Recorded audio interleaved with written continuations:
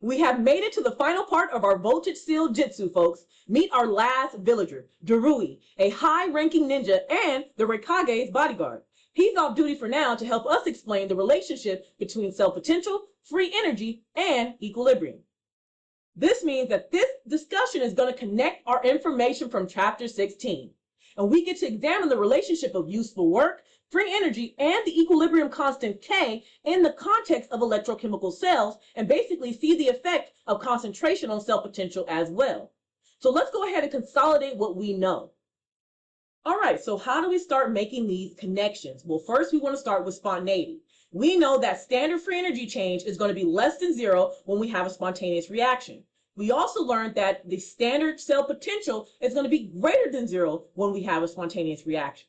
And guess what, folks? These are proportional to one another, meaning that when delta G is actually positive, then our E of the cell should be negative.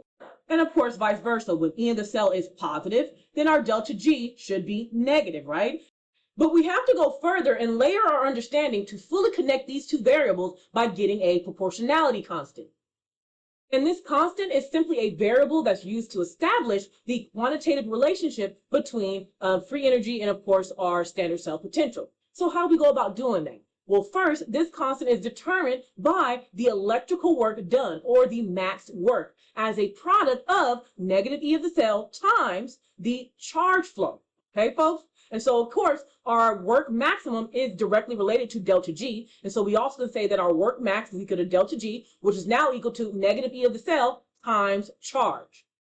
And of course, work is represented in joules. The standard cell potential is going to be represented in volts, and then Coulomb is going to represent charge. Now, the E of the cell is going to be measured with no current flowing, so that no energy is actually lost as heat. Therefore, this actually represents the maximum voltage possible, which of course is going to be related to the maximum work possible as well. So the charge that's actually flowing through the cell is going to be the product of the number of electrons transferred, which we write as letter N, multiplied by the charge divided by 1 mole of electron, which is going to be constituted as the letter F, or Faraday's constant. So you can say that charge is equal to N, number of moles, times F. And Faraday's is coming from Faraday's constant, which again is going to be a constant that you're going to be given. And that constant is going to be F is equal to 96,485 coulombs for every 1 mole of electron. You also can rewrite this as F is equal to 9.65 times 10 to the 4th joules per volt moles of electron. Now, wait a minute. How do we get joules per volt mole of electron? Well, we see a unit we already know, which is coulomb. Now, we also know that joules and volts are connected as well. 1 volt is equal to 1 joules per coulomb. Well, if I want to substitute coulomb here, then again, I'll just solve for the letter C. And so 1 coulomb will equal 1 joules per volt, which is exactly what we substituted here in this overall Faraday's constant. So we can say 9.65 times 10 to the 4th joules per volt, which constitutes coulombs per mole of electron, or we can say 96,485 coulombs per mole of electron. Either way, this constant is extremely important to be able to allow us to connect this free energy standard and, of course, our standard cell potential. Moreover, this constant is named after Michael Faraday, who was a pioneer of electrochemistry. So it's kind of cool that he gets his own solidified constant to help us be able to understand how to make these relationships. So now that we have our proportionality constant, we can use that to, again, solve for our delta G. We know delta G is going to equal to negative E of the cell times charge. Well, we already know our charge is NF, so we can go ahead and plug this in. Now we can say delta G is equal to negative NF E of the cell. And at standard conditions, then delta G standard is equal to negative NF E standard, right? And so that's the thing that we're looking at. If we're going to have standard conditions, then the G and the standard potential are going to be standard as well, which is what we see here. So this is our first little equation here to show that relationship between free energy and standard cell potential right here. We know that free energy is going to equal to the number of moles multiplied by charge multiplied by the standard cell potential, and of course is going to be negative. Then we can go ahead and think of what else does delta G equal? Well, we also know that the change in free energy in the standard state is also equal to negative RT natural log of K. Well, if I already know that this is what delta G is equal to, and I know that this is also what standard delta G is equal to, then I can set them equal to one another. And I can say negative NFE naught of the cell is equal to negative RT natural log of K. And if I set them equal to one another, then I can simply pull out standard cell potential and solve for it by itself, getting my first relationship between standard cell potential and equilibrium.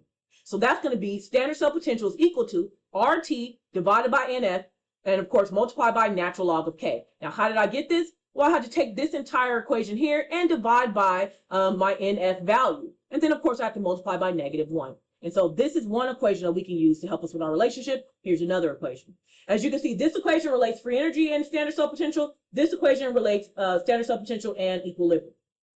Now let's summarize these relationships into this cool little graphic. So they have standard cell potential here, standard free energy, and K. And they give us this little triangle to show all the relationships between the two. So if I want to go between standard free energy and standard cell potential, I will use this overall reaction. Delta G naught is equal to negative NF E naught of the cell. If I want to have a relationship between free energy and equilibrium, I will use delta G naught is equal to negative RT, natural log of K. And of course, if I want a relationship between standard cell potential and equilibrium, then I will use standard cell potential is equal to RT divided by NF, natural log of K. And of course, because we have a relationship this way, we also can look at the different parameters that come about because of these standard states. What are parameters? Meaning, we know from earlier that when delta G standard is less than 0, it's going to be spontaneous. We also know when delta E is greater than 0, it's also going to be spontaneous. Let's go ahead and add in equilibrium. Well, because of our relationship with G, we also know that K, when it's greater than 1, is also going to be spontaneous. So now we can look at all these different states and their spontaneity. And of course, if delta G is equal to 0, K is equal to 1, or E of the cells equal to 0, then we know they're at equilibrium. And then, of course, vice versa. If they're any of the opposite versions, then they're going to be non-spontaneous. And so you can use this to your advantage in a flashcard to basically write down things to help you remember this detail. Also, because we're making relationships, we're at standard states, let's not forget our different variables. So again, we have our R variable here. We know that's going to be 8.314, okay, and that's going to be joules per mole Kelvin. We also have our temperature is usually going to be 298 Kelvin. Sometimes they put 298.15 Kelvin. Still the same thing for us. And also our Faraday's constant, 9.64 times 10 to the fourth. And of course, the units are going to be joules per volts, moles of electrons. We see that as well. Now, what other things do we have? Well, the number of moles you will find from the half reactions, or how many number of electrons are being transferred in the redox reaction, for example. And then, of course, all you'll be doing at this point is plugging and chugging everything in. So sometimes you might be given E of the cell and have to solve for K. Sometimes you might be given K and have to solve for E of the cell. Here, sometimes you might be given G and have to solve for E of the cell, or vice versa. And of course, vice versa, as we saw with G and K in our previous chapter. Now, just like a lot of things in our course, we usually do not have our calculations with natural log. We usually like to deal with the log, okay, because it just makes our calculations easier. So to make sure, we're going to take our overall equation here that we just solved for, and we're going to put it into the log-based version, so it's always going to be easier for us for calculations. So we have E naught of the cells equal to RT divided by NF, natural log of K. So our N is just going to be 1 mole. Our R, we already have. Our T value is 298 because we're at the standard. Here's our Faraday's constant, okay, folks? And so we're just going to rearrange this overall equation to put it into the log form. Now, in order to go from natural log to log base 10, we have to multiply by a conversion factor, and that conversion factor is 2.303. So even after you get all this done, you do have to multiply by 2.303 in order to get log.